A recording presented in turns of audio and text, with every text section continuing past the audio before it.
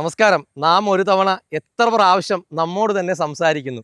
പതിനായിരക്കണക്കിന് തവണ എന്നാണ് പഠനങ്ങൾ. നാം നമ്മോട് തന്നെ സംസാരിക്കുന്നതിനെ ഇൻട്രാ പേഴ്സണൽ കമ്മ്യൂണിക്കേഷൻ എന്നാണ് പറയുക. സെൽഫ് മോട്ടിവേഷൻ അഥവാ സ്വയം പ്രചോദിപ്പിക്കുക എന്നൊക്കെ പറയുന്നത് ഈ ഇൻട്രാ പേഴ്സണൽ കമ്മ്യൂണിക്കേഷനിൽ നമ്മൾ വരുത്തേണ്ട മാറ്റത്തെക്കുറിച്ചാണ്. ഉദാഹരണത്തിന്, രണ്ടുപേർ നമ്മെ കാണുമ്പോൾ ചിരിച്ച് പരസ്പരം സംസാരിക്കുന്നു എന്ന് വിചാരിക്കുക.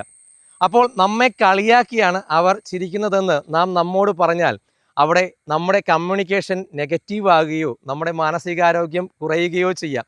അതേസമയം അവർ മറ്റെന്തോ കാര്യങ്ങൾ സംസാരിച്ചതാണെന്ന് വിചാരിച്ചാലോ ആ കമ്മ്യൂണിക്കേഷൻ നമ്മുടെ മാനസിക ഊർജത്തെ നശിപ്പിക്കില്ല.